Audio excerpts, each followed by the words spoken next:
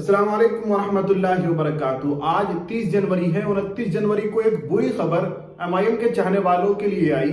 सहारनपुर जिले की बेहट विधानसभा से मजलिस इत्तेहाद मुस्लिमीन के प्रत्याशी अमजद अली का नामांकन चुनाव आयोग ने रद्द कर दिया है। अब कुछ लोग सोशल मीडिया पर आवाज उठा रहे हैं कि चुनाव आयोग ने उनके साथ गलत किया है या किसी की साजिश की वजह से यह हुआ है। तो ऐसे आवाज उठाने से कोई फायदा नहीं है।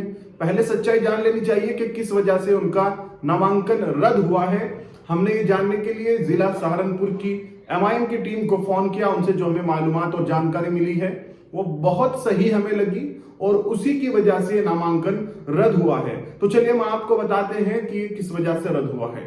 अमजद अली साहब जो कि मजलिस के प्रत्याशी हैं, 2022 विधानसभा का चुनाव लड़ रहे थे और वहां पर बेहट विधानसभा के अंदर अवैसी साहब खुद गए थे और एक बड़ी जनसभा की थी, जिसका लाइव वीडियो मैंने अपने चैनल पर आपको दिखाया था। यूं तो अवैसी साहब के 100 से ज्यादा प्रत्याशी उत्तर प्रदेश के अंदर चुनाव लड़ेंगे, लेकिन हर विधानसभा में अवैसी साहब ने जाकर रैली नहीं की। वहां अभी तक उनको मौका ही नहीं मिला था तमाम प्रत्याशियों के यहां जाने का। लेकिन अमजद अली साहब उन खुशनसीब प्रत्याशियों में से थे कि जिनको अवैसी साहब को अपने यहां बुलाने का मौका मिला। अवैसी साहब ने उनके लिए वहां जाकर बेहट विधानसभा में वोट मांगे। अब आती है बात कि उन्होंने अपना नामांकन किया था, जिसको चुनाव आयोग ने रद्द कर दिया है। उसकी वजह यह रही है कि 2017 में अमजद अली ने आरएलडी से चुनाव लड़ा था, जिसके बाद 2017 में वो चुनाव हार गए थे।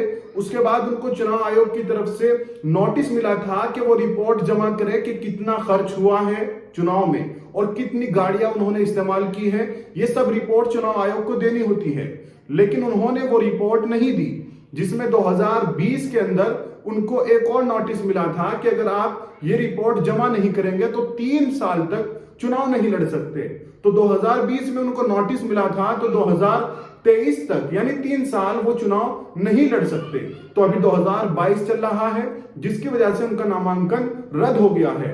एमआईएम की जिला सहारनपुर की टीम ने हमें बताया है कि उन्होंने पहले हमें इसकी इत्तला भी नहीं दी कि उन्होंने जो नोटिस उनको मिला था, जो रिपोर्ट उनको देनी थी, वो जमा नहीं की। 2017 में उन्होंने आरएलडी से चुनाव लड़ा था, ये तो सभी को मालूम था, लेकिन उन्होंने उसकी रिपोर्ट जमा नहीं की।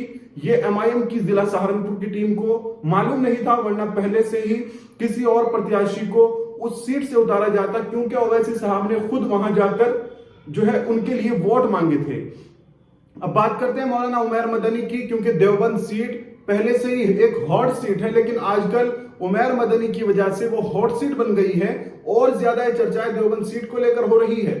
अमित शाह खुद घर घर जाकर 29 जनवरी को वोट मांगे हैं भाजपा के लिए। उमैर मदनी ने अपनी बयान के अंदर, अपनी स्पीच के अंदर साफ इल्जाम लगाया है कि मजलिस के प्रत्याशी देवबंद के अंदर मजबूत हैं, जिसकी वजह से बीजेपी के खेमे में बेचैनी है और बीजेपी घबराई हुई है, जिसकी वजह से उमैर मदनी जैसे प्रत्याशी के मुकाबले में बीजेपी गृह मंत्री को भेजकर घर घर वोट मांग रही है। जबकि पहले से ही 2017 से 2022 तक वहां पर बीजेपी का मौजूदा विधायक है, तो उसकी जीत के अंदर तो कोई कसर नहीं रहती, उसकी जीत पक्की लगती है। जिस तरह से मोदी की लहर भी है, लेकिन फिर भी गृह मंत्री घर जाकर वोट मांग रहे हैं। तो जिस तरह से उमैर मदनी ने कहा है कि बीजेपी के खेमे में बेचैनी है। तो अब बात करते हैं उमैर मदनी के नामांकन की। लोगों के मैसेज आ रहे थे क्या उनका नामांकन हुआ है या नहीं, क्योंकि नामांकन होने के बाद सबसे बड़ी बात यह रहती है कि चुनाव आयोग ने उनको एक्सेप्ट भी कर लिया है या रिजेक्ट कर दिया है। तो चुनाव आयोग ने उनको एक्सेप्ट कर लिया है। 2 दिन पहले मौलाना उमैर मदनी ने एमआईएम की जिला सहारनपुर टीम और मौलाना मसूद मदनी, जो कि महमूद मदनी के छोटे भाई हैं, उनके साथ जाकर जिला सहारनपुर के कलेक्ट्रेट ऑफिस में अपना नामांकन किया था। आज चुनाव आयोग की वेबसाइट पर जो उनका स्टेटस आ रहा है, उनके नामांकन को एक्सेप्ट कर लिया गया है और बड़ी मजबूती के साथ वो देवबंद विधानसभा में आगे बढ़ रहे हैं। और इंशाल्लाह जैसा कि उन्होंने और उनके वालिद ने दावा किया है कि बहुत बड़ी जीत वो देवबंद विधानसभा के अंदर हासिल कर रहे हैं।